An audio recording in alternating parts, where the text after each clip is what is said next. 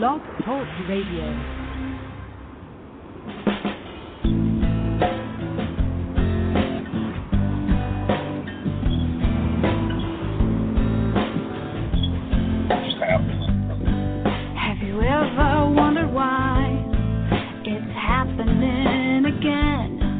Welcome to Mindshifters Radio with your co-host, the Forgiveness Doctor, Dr. Michael Ryce, and his wife, Jeannie. Michael and Jeannie share with you the wisdom of the ancient Aramaic internal process of forgiveness.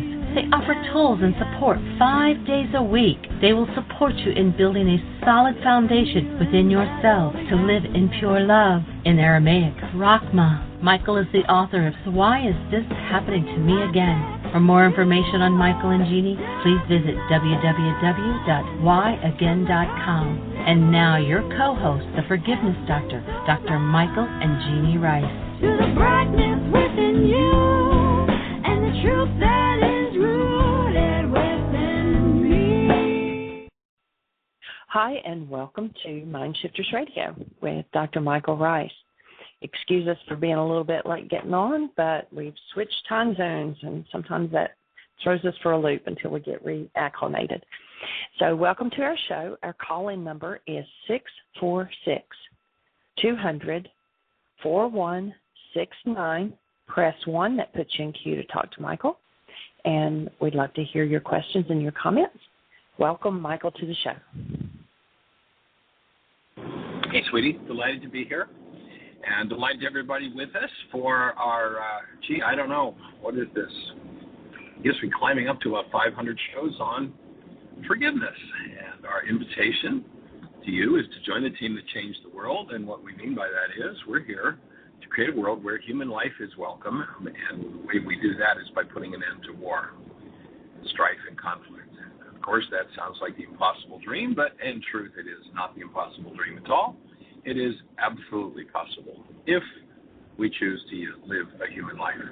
And, of course, we have an easy definition of a human life. Hold a newborn child, you know exactly what human life is. And so we're here to support human life on planet Earth, that awesome active presence of love. And to support that, we've developed a whole cadre of tools, but the major tool that we're working with is the tool of forgiveness. And the next time that you're in conflict, the next time you're in strife and you want to talk about somebody else, we're going to invite you to talk about you. We're going to invite you to go inside yourself and remove the strife and the turmoil that's inside of you. That process is called forgiveness. If you're not familiar with how that process works, we invite you to go to our website, www.whyagain.com. It'll soon be .org. We're making a shift over there. Big task going on right now that Jeannie and Daniel and Susan are working on. But whyagain.com, at this point on the right-hand side, 6th link down, is download worksheets. Worksheets there, 5 radio shows that give you the whole story. You can actually listen to us guide somebody through the worksheet. So you've got 5 different custom sets of instructions for the worksheet process. Here's how forgiveness works. Nothing to do with, you caused all this pain inside of me, I'll let you off the hook or I'll make war on you. It's got to do with, I go inside myself, I remove my pain. And so that's what we're here to support you in. Jeannie, do we have Dr. Tim? Do we have David with us today? We do have Dr. Tim with us. David's not on yet. Okay, well, let's see what Dr. Tim has to say. Welcome, sir. Good morning or good afternoon. Good afternoon, sir. How are you? I'm doing well. Awesome. Had a lovely weekend, and it finally cooled down out of the hundreds into the 80s, so we're very happy. Lovely, lovely time. Plenty of things to do worksheets on.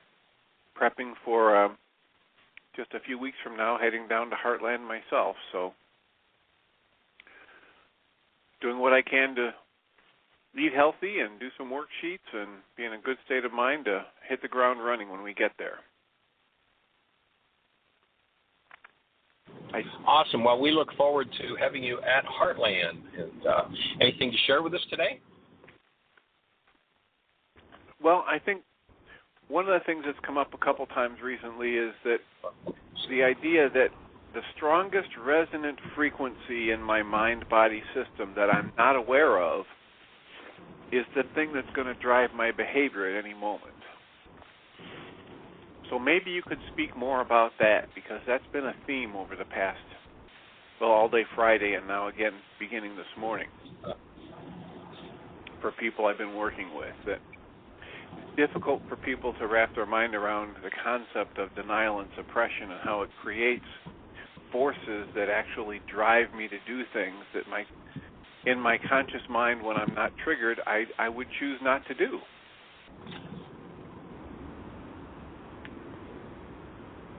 Well, the bottom line of the whole game is, of course, that we are, as human beings, we are energy systems, and the strongest energy that's going on inside of us is what tends to drive behavior and take us into the next level of our creative process. Actually, the workshop that we're doing tonight is on creating consciously. And we're going to be looking at the difference between conscious creation and unconscious creation. And, I use an example, and we'll just ask everybody to imagine you're in the classroom, and I'm going to set up a scenario. I'm going to set a table out in front of you, and I'm going to invite you to reach out. I'm going to put enough frogs on the table for everybody to reach out and pick one up in your mind's eye. And so, of course, everybody reaches out and picks up a frog. And then I ask them to describe their frog, and it's usually green, it's slimy, it's got buggy eyes, it's whatever all the dynamics are that one has in their brain cell structure for frogs. And then I inform people that what I put on the table was enough 3 by 3 by 3 styrofoam cubes. They're called frogs. It's what florists use to arrange flowers, But you could only reach for what was firing in brain cells. And so if you have brain cells for a little green animal and somebody says reach for a frog, you're going to reach for a little green animal. And so it is. If let's say we come from a bloodline of terror and trauma and rage in relationships, then what we reach for, what we're attracted to, what we're resonated to, and what we resonate into our field is the person who has the ability to play out our terror, our trauma, our drama. And the invitation here is to recognize that if you're bringing about that result, it's because in your dissociated mind there is that result to create. You go back to the ancient Aramaic physicist Yeshua, and they say to him, well, how do you tell where somebody's at? He says, look at their fruit, look at their results. So we're continuously creating and bringing to ourselves exactly what it is that we hold within us. And the idea is, instead of living in denial, no, this has got nothing to do with me, this is all your fault, if only you change, I wouldn't have to feel this, is to shift that into, gee, this is going on in my physiology. Yes, my mind is showing me that it's all about you, but it is in my physiology. And goodness, I have been through this 87 different times with 42 different people. Maybe I'm the one that's involved here. Maybe I have something that I need to change. And as I use the forgiveness process, I begin to delve into that part of my mind, and in so doing, I get to find the part of me that keeps creating that scenario. And as I forgive, as I remove that energy from my mind, I stop unconsciously reaching for that, and I get to reach for something different. But I have to change the content of my brain cell structure if I'm going to change the fruit that I produce in my life. Probably one of the greatest atrocities done to us as human beings down through the ages, and that we've bought into, is we've had hidden from ourselves the fact that we are by nature creators, and we bought that. And if you don't know you're a creator, then, of course, everything that shows up in your life is all somebody else's fault, and you enter into denial. And the way that you enter into denial, it's real simple. All you have to do is be in turmoil and talk about somebody else, and you're now in denial. That's how denial works. When I create something inside of me, and it's resonating in me, and I don't want to talk about me or what I'm feeling, what I'm experiencing, I get to look at what's in my mind. Only I get to look at it when somebody shows up to bring it to me. And when they do, if I take responsibility for it, then I get to change it. But if I live in denial, you made me angry, you made me sad, you made me afraid, you hurt me, then I'm going to be stuck in that creative process of bringing people to me that seem to be the cause of my hurt and my pain. But the truth is, the cause of my hurt and my pain is inside of me. And once I recognize that, then I get to change the cause of my hurt and my pain. I get to forgive. And that's the whole bottom line of the process of forgiveness, and what we're looking to support every mind, heart, and being on the planet in being aware of and doing. So that's kind of where we're heading in that direction, and that's what we are here to support people in doing, is learning that forgiveness process, and that's the link that's on the website. How's that fit with where you were thinking about going, and do you have any other thoughts in that direction? Well, it fits really well, and I think one of the ways I've been trying to talk to people about this recently is to tell them it can sound really complicated and scary to think that a part of my mind is driving my behavior without my awareness. But one of the reassuring pieces of it is that there's a built-in alarm system for me to let me know when that's happening. And it doesn't work as well in most of us who have been conditioned thoroughly by the present state of the world as it should, because we've been conditioned to think when the alarm system goes off, which is any form of negative emotion, anger, fear, hostility, guilt, shame, blame, where we've been conditioned to think that when that alarm system goes off, it means there's something wrong outside of us, that someone else is wrong or the world is wrong. But the alarm system is going off in me to let me know I've denied and suppressed something. My thoughts are off target. The unconscious part of my mind has stepped in with a frequency that's stronger, and it's resonating something in me that I've tried to deny and suppress. And so the answer is to reframe or to reinterpret what I've interpreted my alarm system as being in the past. It doesn't mean somebody outside of me is wrong. If I have an anger, fear, hostility, it means I'm off target. I need to readjust my sights, and they first have to be turned inward to me. And as soon as I start looking inside, that's more than half the battle to resolving any anger, fear, or hostility. So that's all I would have to add. Well, you have my agreement, and of course that reminder, people often and easily forget who we are, and the world keeps inviting us to buy definitions of ourselves that have nothing to do with who we are. The scientific world invites us to see ourselves as just this kind of accidental chunk of protoplasm that happened in the universal evolutionary scheme. Many of the theological systems want us to buy ourselves as these horrible, awful creatures that are called sinners, rather than, as the ancient teachings teach us, we are the offspring of the Creator, made in the image and likeness of love. And to prove that, to document that to yourself, all you have to do is hold a newborn child. And once you realize that's your nature, then the work becomes removing everything unlike that nature and being returned to your original essence.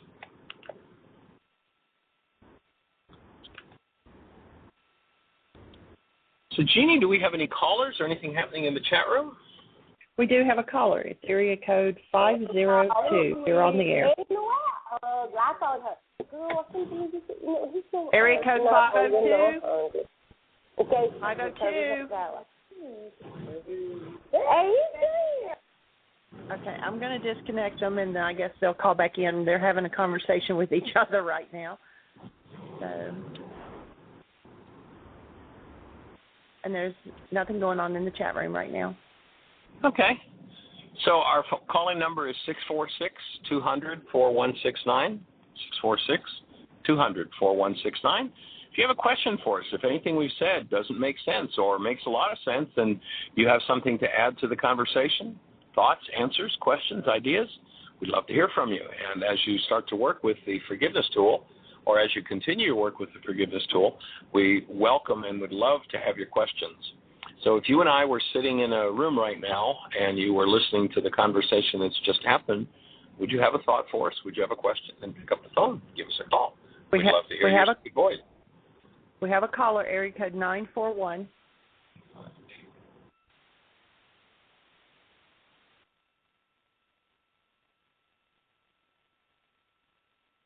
Area code Hello? 941. Yes. Yes. Hi, this is Marie. Hi, Jeannie. Hi, Michael. Hi, Dr. Tim. This is Marie in Sarasota. How are you? Good to hear from you. Wonderful. Yes, Thank it's good to hear from you, too. Yeah. I have a question for you, Michael. In one of in my support, do you hear me? Yes, I can, but hold on just a second. For some reason, Michael just got disconnected, so I'm sure that he's getting ready to call right back in. So if you'll hold on just one moment. Sure. Give him time to get back on there so he'll actually hear your question. So I had in the meantime, I had some things to change, and I didn't get back down to Danielle, but I'm working with them remotely.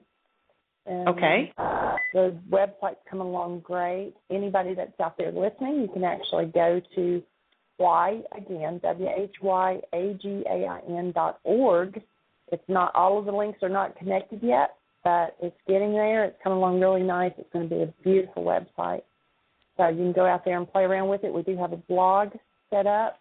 The catalog is going to be totally different. We're going to have, just within a day or two, sites where people like you, Marie, who are facilitating groups in UTM, can have your own blog. You can go out and put flyers out there or do whatever. So, yeah, that's going to be really neat. Michael? I know. I've sneak previewed it, and it's a massive document. It is. It is like, I think Danielle figured up that we had like 5,000 pages, and we're having to convert each one. So it is definitely a task. Well, I'm not sure what's happened to Michael. He must be going. I know he was on the road, so he must be traveling through a zone where he's lost signal. There he is. He's back on. Okay, Marie.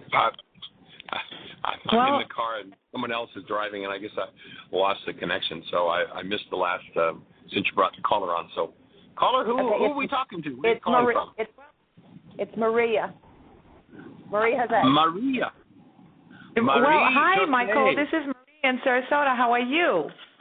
I'm blessed and highly favored, and you've been on my mind to call to just talk about the awesome things that are happening with the website. Have you been watching what's been going on there?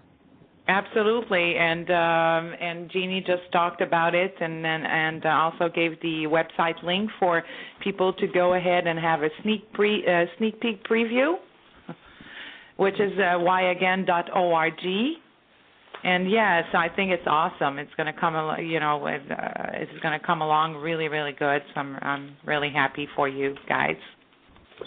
Well, we are really appreciative of the fact that you have stepped up and said, I'm going to help you guys to do this. And I'm looking forward to getting to see your brother and his bride, Susan, who are on the way to Birmingham as we speak, or I think they're heading out maybe tomorrow, and they weren't sure exactly what their timing was going to look like. And, you could just jump in the car with them and come along. I know you probably don't have anything on your calendar. You're just footloose and fancy-free, right? Oh, yes, I'm footloose and fancy-free. Right. Normally on Monday morning from 7 to 9. I have a question for you. In my support group, and I do understand that people that come to me, and it's such an awesome process for me of learning and healing.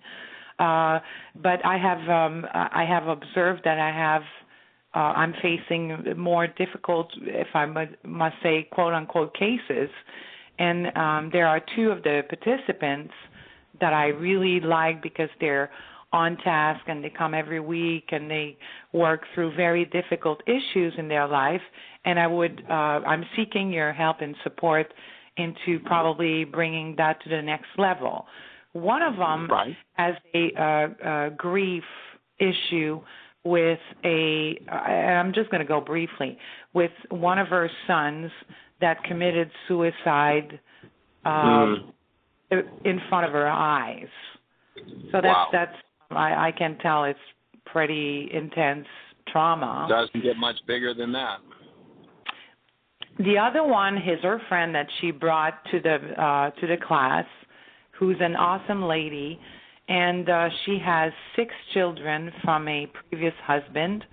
None of them want to talk to her, and the husband, who is in the medical field, happened to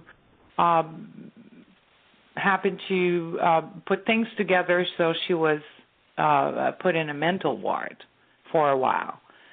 And her children don't speak to her.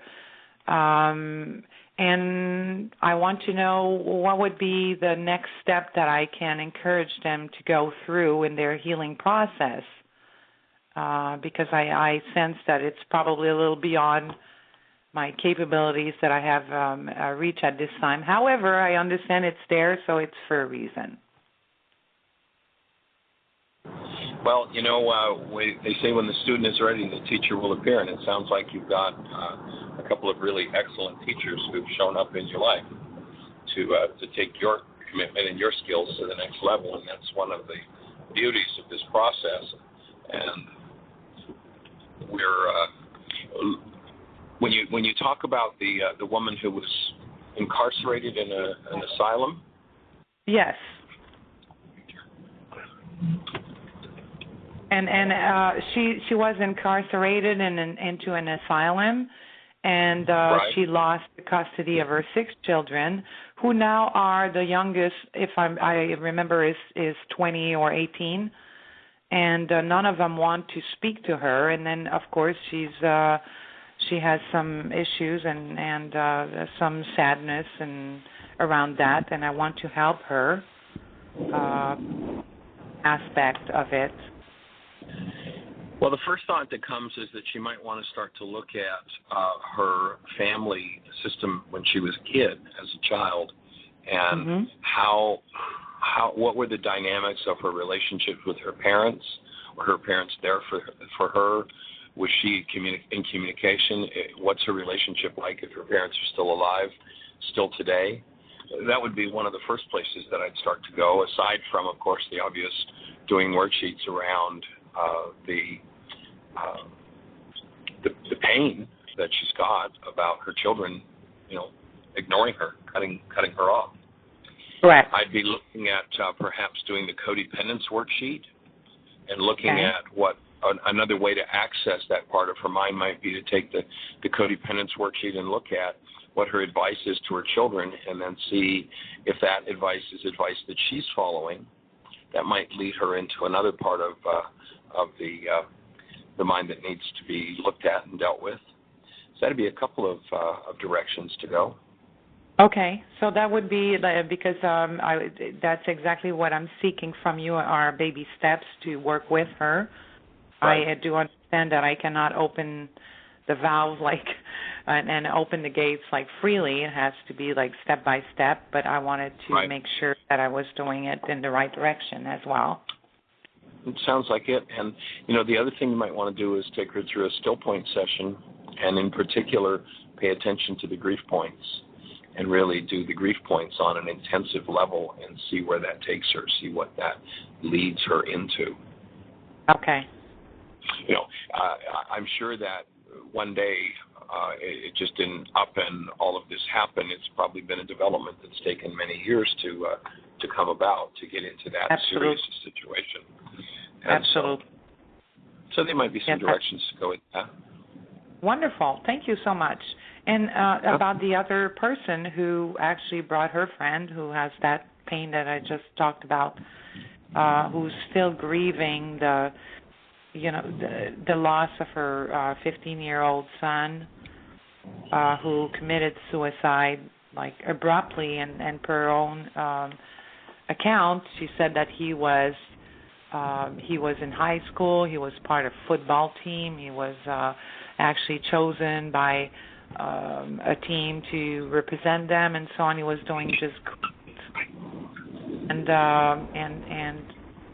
just decided to throw himself out of the window and died before her eyes, and she just wouldn't understand. Of course, created a lot of other issues with her husband, who blamed her for the loss of this son and so on, and she's been carrying that for a long, long time, which has obviously transpired in her relationship, that she had embraced afterwards with other men, which basically show her the part of her that she feels is inadequate.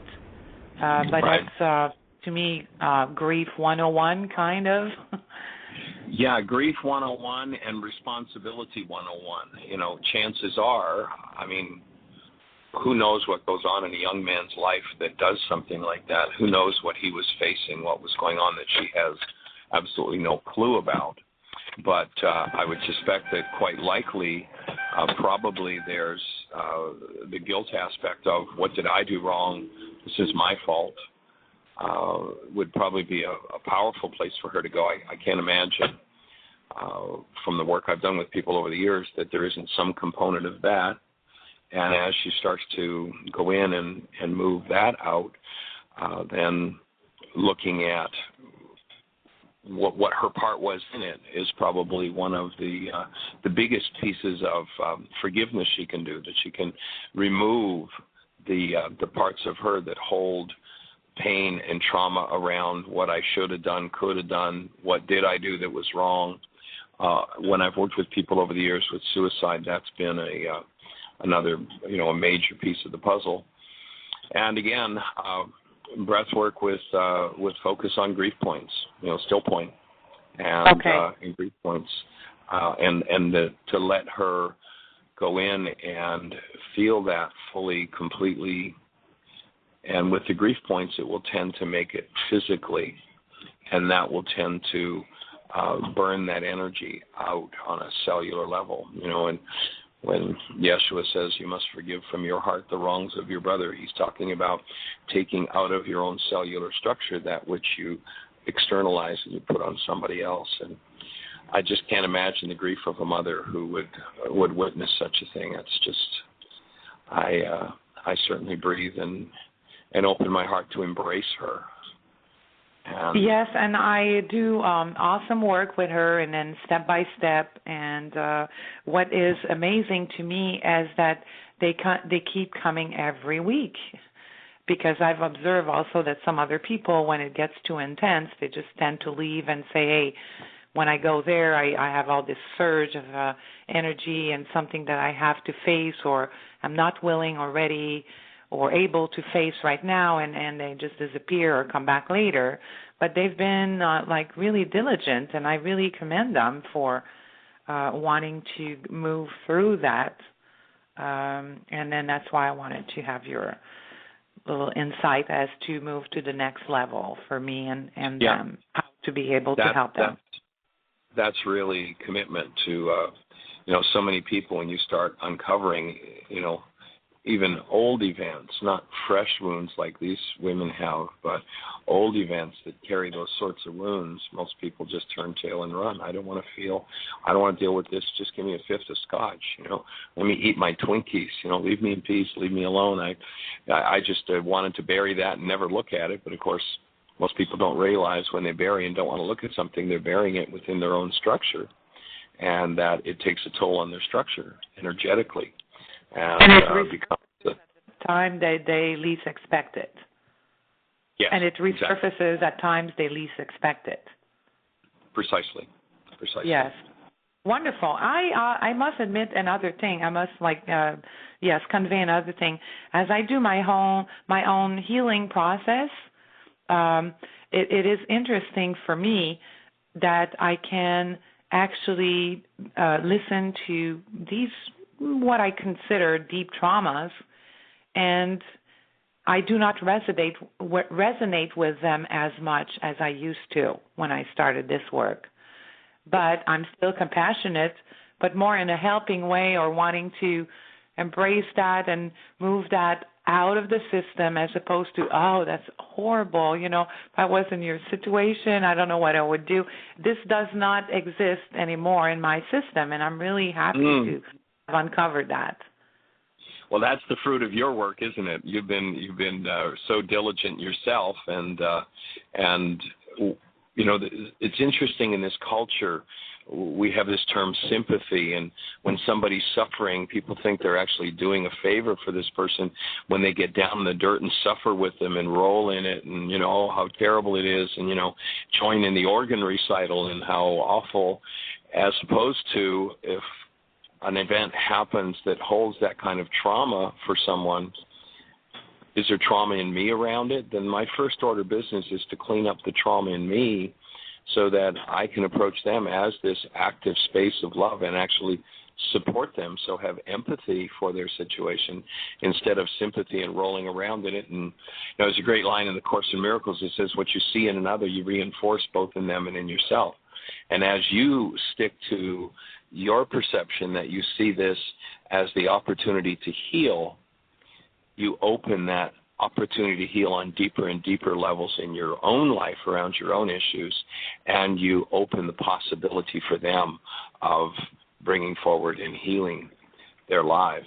And the other thing, especially with the young man who committed suicide, who knows what the pain and trauma is that would lead a young man to do that. But as his mom deals with the pain and trauma she has, she might, another thing she might want to look at is, was there ever a time in her life where she contemplated suicide? And as she opens that in her, then though her son is no longer in his body, her son is in existence, and she opens a space for him to heal, that she can still make a major contribution to his life by dealing with and moving through all of that pain, and or looking at whether she's ever been there or anybody else in the bloodline, and starting to clear that out will open the space for him to move forward as a human being, as this awesome presence of love that he is, without carrying that baggage. And then, in the ancient teachings, that was called praying for the dearly departed. Praying for the dearly departed wasn't about I sit around and I say what are magic incantations and I hope that some creator will hear them and do something about it. But rather, as I do my work, I open the space, whether somebody's in their body or not, for them to heal and clear the shadows off of their being so that they can come back into direct relationship with the light. So it sounds like the universe is telling you you're ready to take your work to the next level. Well, it looks like it. I really appreciate it. And then one thing that I do emphasize with the attendants, the people that come to my classes, is that, as you say, is there something like similar that you contemplated in your own life before? And sometimes they will say, oh, yeah. But some other times I've observed also that they cannot know. They don't know, because it might be like great-grandparents that nobody knew, but it was there. And I like to emphasize the fact, well, if it's anything within you that is less than love, then it needs to be removed. If you find the source, great. If you don't, it still needs to be removed, and maybe you'll find out later, maybe you will never find out later. But how does it matter if it's not in your system anymore? And sometimes it helps people not to go into their intellectualization and rationalization of events or of past events.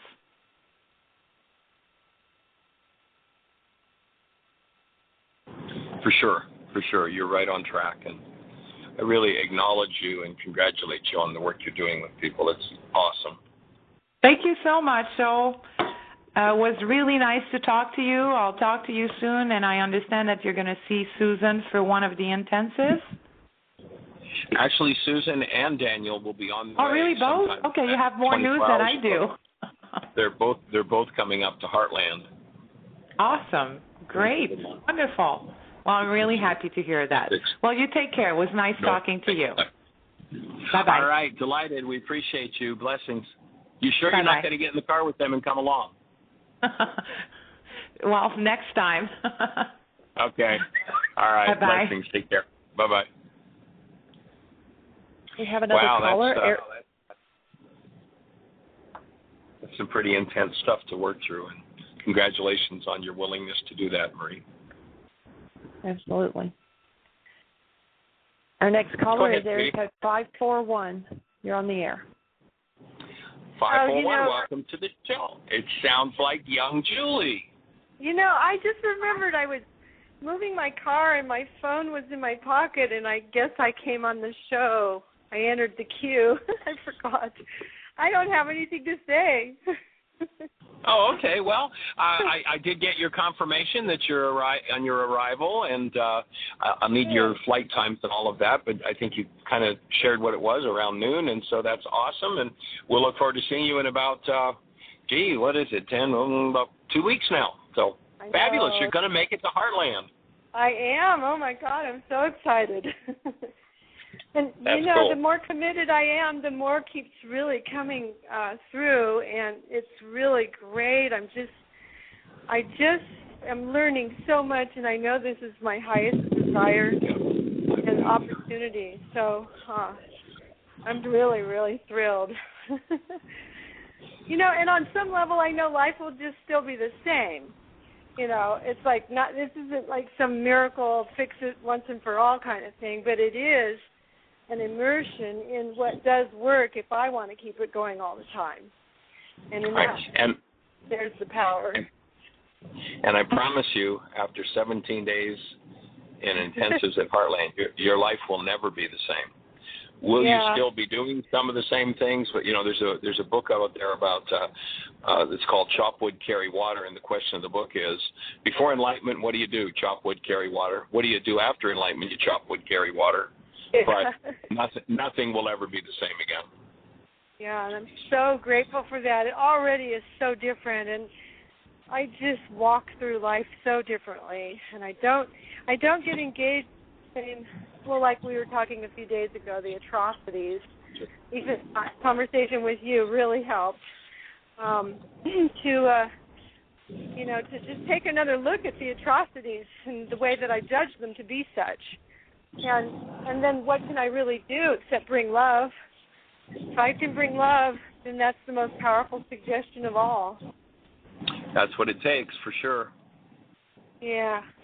Nothing like maintaining a human life. And, one of the things you'll observe in the intensives is when everybody gets stirred and all their stuff is up, and then when a human life shows up, how that transforms everything. When this awesome active presence of love comes in the room and people crack through their multi-generational pain and trauma, there is such a renewal, there is such a shift in energy that happens that it's nothing short of miraculous. I believe it. Oh, God. Yeah, and I'm really onto my dissociative energy, too. As an experience without words or connotations or me having to make any kind of a belief or angst or anything out of it. There's the initial experience that throws me into it, but then I just simply allow myself to experience it as energy. And the choices I've made in the past and what I did with it to develop coping mechanisms and whatever, because of how uncomfortable it was, well, now I see it as just separation from God, this blown apart feeling, and all I have to do is ask love to come back to me, my experience, or open for it. It settles the whole tone of the energy, and I feel whole again. So, are you there? I'm here. Yes. Oh yeah. Okay. The ego's way of dealing with dissociative energy is more like trying to usurp the power of God. And when we don't try to know it all and be in control and just allow the mystery of God to take over for us, it does. Well, you bring up an interesting point, and that is the point about wholeness. One of the things that the non-being mind, the mind based in hostility or fear, wants to tell us is that we're broken, we're not fixable, life is always going to be this way. And those are perspectives or realities that so many people hold in their minds. And once you open the space for that wholeness to come forward, then you realize that you were never broken. Was there some crazy stuff going on inside of you that you carried around as a possession in your field? Yeah. But whatever the crazy stuff is, whatever the terrible things are that happens, none of that can touch the level of energy upon which we exist as true human beings. And so the forgiveness work allows one to go in and remove the whole belief in brokenness and trauma that comes from our experiences and the genetics that we have that say something different and the experiences that we have that say something different. And once we wake up to that, then wholeness is restored. And that's nothing the whole process. Nothing can take it away ever again because we just now Precisely. know it's just great. And then the next step is I can't wait to share it and teach it and do it with a confidence that I've already done the work inside myself enough to enough of an extent that I don't have to be so frantic about fixing everyone out there, even though I have the knowledge. That's still once removed from the truth. I just have to simply be patient and present and offer love and suggest it positively, Yeah, just kind of live as a human being, right? That's what it takes. Yeah, just do that. And it's natural for us to do that. That's our natural state. Mhm. Oh yeah. This is great. I'm just and I can't wait to meet all the people that are going to be in the intensives because I've been excited since April when you were doing so many intensives and talking about how great they were going and I think some of those people are coming, aren't they? Yes. From yes, Florida and around in there. Yeah. Yes, there are several people that are coming to the 9-day Y and teachers training. Michael and Margaret, you've heard Michael and Margaret on the show quite often. They do the support group in Boca Raton. They're coming. Julio, who's organizing a support group in Miami, is coming for the 17 days. Wow. Dr. Tim is coming for teacher training, so you get to hang out a little bit with Dr. Tim. All kinds of awesome people. Yeah. What a powerhouse we are. Not to be ego, but yes. Well, if anyone else is on, I'll gladly pass the microphone. Okay. Well, it's a delight to hear from you. We'll see you in about 2 weeks, and we see you traveling safely, and look forward to seeing your sweet face. Thank you, and likewise. All right. Take care. Blessings. Bye. Well, for anybody who has a thought or a question for us, our call-in number is 646-200-4169. If you happen to be in Birmingham, Alabama area, we'll be doing a free series of workshops. We started yesterday afternoon. We did one yesterday afternoon. We did one last night, Monday night, Tuesday night, Wednesday night, Thursday night, and Friday night. We'll be doing free. Let's see, we're doing On Creating Consciously tonight. Healing Through Relationships, I believe, is Wednesday. Getting the Stress You Need is Thursday. Friday is Codependence to Interdependence. And then for anybody who wants to take their work to the next level, we'll be starting to do, we'll do Mind Shifters and Still Point Breathing on Saturday. And then we're off to Heartland. So, Jeannie, any callers? Anything happening in the chat room?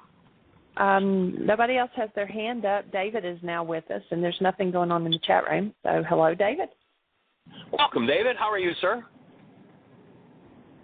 I'm doing very well, thank you. Awesome. Anything to share with us? How are things rocking at Heartland? Well, they are just that. They are rocking. And, good. Cruising along. They're so much fun. Doing their work, participate. I'm having a little trouble hearing you, David. Yep. I was saying that I'm quite impressed with the level of participation and work that they're doing around the Heartland on the physical level, and then their own personal work. It's going very well. So the people that are fabulous coming for that, yeah. So that's where we're at. Well, I'm excited and delighted to be getting home and moving into the space of the intensives. That's just a one of the most awesome times of the year for me. Every time we get the privilege of working with people and bringing forward the principles of forgiveness. So we appreciate you being there, holding the space and working with people. I presume you got my message earlier today, and I'll be getting a note off to you with a picture of room layouts and all that kind of neat stuff. So we're just kind of rocking along here. Birmingham was a busy day yesterday. I actually got in about 2 o'clock in the morning and found the place where I was staying, unloaded the van, and was back up at 6 and went over and got the tape table set up and did an 11 o'clock service at Unity, then a 2 to 5:30 Wise is happening to me again, and a 7 to 9 o'clock Course in Miracles. So we had a busy day. It was a fun process, and we're getting ready to do it again tonight. I'm actually out with a friend, Terry Livingood, who wrote the Bible for Translation from Physical to Spirit, is with me, and we just went out and had some breakfast and got a couple of errands done, shipped some things. So we're on the road and all systems go. Well, very good. Well, let us know how we can support you, and you may check your text messages. Richard would. You can give him. Say it again. I lost you, David. I said Richard would like for you to give him a call. I sent you a text. Okay, I'll do that as soon as we get off the show. Okay. I will do that for sure. So has anybody there at Heartland got a question? Do you have any thoughts, David, on what we've been dealing with and talking about the last little bit? Thoughts, questions, answers, ideas? Well, I think what you ask the group there, if they have any questions or thoughts, would be a cool thing to do. They're in another location from where I'm at. And anybody there in Heartland have anything they want to add or reflect on?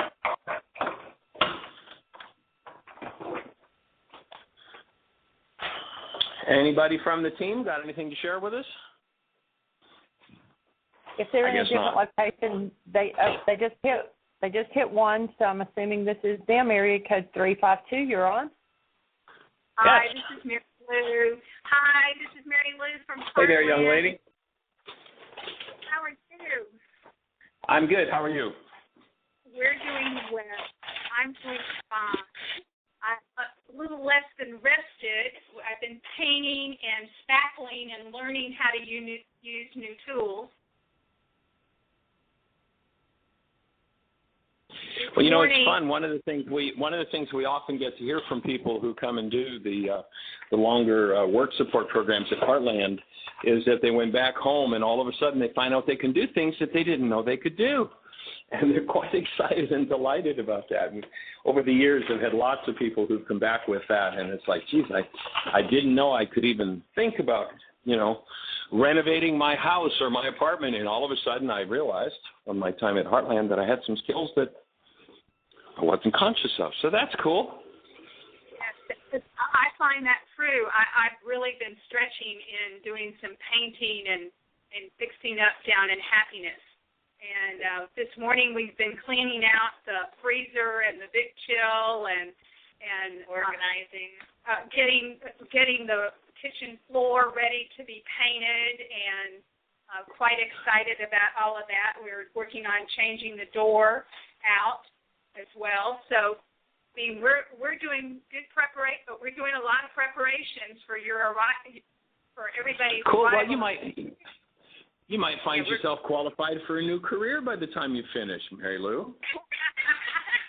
Well, part of what we're curious about is where everybody's going to be, so we make sure that we get those rooms cleaned up and supported and ready for everybody. So it's good to hear that you're sending room layouts, so we'll know what to do next. I will definitely be doing that. I'll check with Richard because I think he's on the road picking some things up for us. So I'll check with him, and then I'll get on the computer and get those room layouts finished. This morning I was communicating with people and finding out who was flying, who was driving, and finalizing things. So I'll get that to you within probably the next hour and a half or so. I'm sure David will get it and pass it along at that time. Fabulous. I'm looking around the room, and all of us are kind of in that mode of enjoying our lunch and enjoying hearing the conversation and looking forward to the next step. Well, I'm sitting here. We've just arrived at the place where we're staying, and I'm sitting here in great appreciation of what everybody there is doing and helping to get Heartland ready to be a better and better platform for moving to the next level and delivering the tools of forgiveness to every mind, heart, and being on the planet. That's really the vision that every paintbrush stroke you do, every hammerhead that swings, that's what it's supporting, and it's much appreciated. The impact. I know I've heard from a couple of people Saturday morning.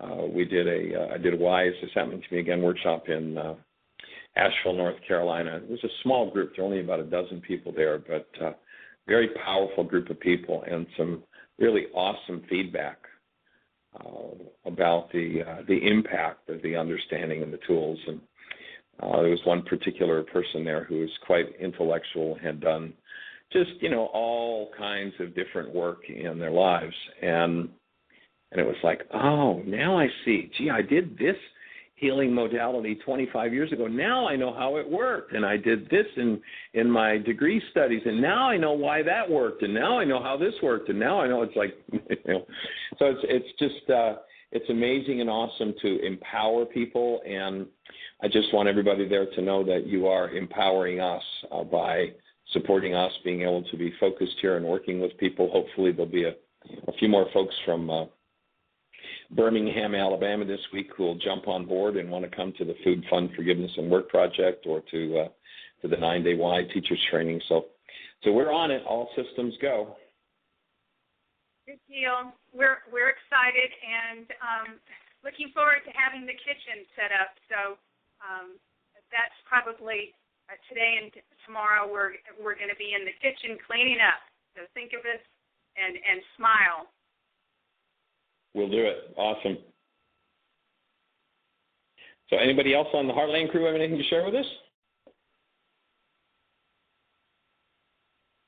We haven't heard Julie's sweet voice for a little while. Is Julie around? Julie is probably, she was here, but she left. This is Joanne. Hello. How are you, young lady? I'm wonderful. So I have a comment and a request. You inquired as I shared information about Michelle Agee. So she's been released from the hospital, but under very kind of precarious circumstances. And but I'm just knowing that everything is in divine order despite whatever it looks like or feels like. After, I think she was there about 7 weeks and with a whole series of surgeries and just one single incident, she was released without her medication. It took 2 days to get it. So whatever the conditions were that went on for that time, but we're just, in fact, we're doing another prayer, circle of prayer tomorrow evening. So the request that I'm having is to join us in this conscious realization of that divine and perfect pattern in her. At one while, she had, and I believe still there, what they medically call a staph infection, but I'm calling for just staph affection. And just knowing that everything is working together for the highest good. So I check with her and pray with her on a daily basis, and she sounded very inspired yesterday. I haven't spoken to her today. So if you just incorporate that, you and all who are listening, on your prayer list for her and anybody else standing in the need of prayer, I just greatly appreciate it. And thank you so much.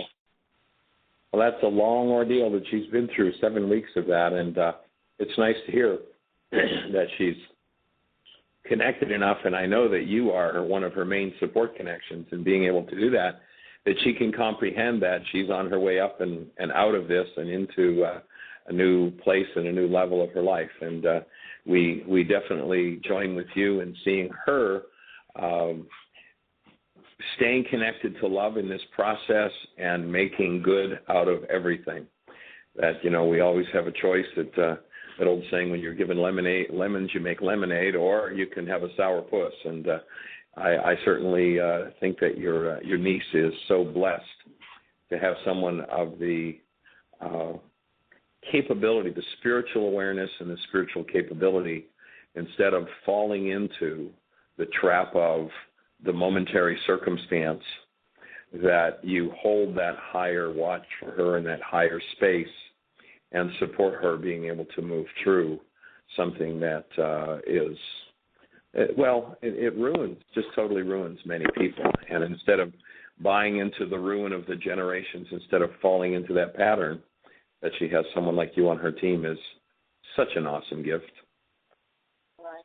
Well, part of the challenge of operating in the way that we are declaring and accepting is that, by the way, the prescription she was given, they didn't fulfill at the hospital, and when she went to fill it, it was $900, and it took 2 days to get it.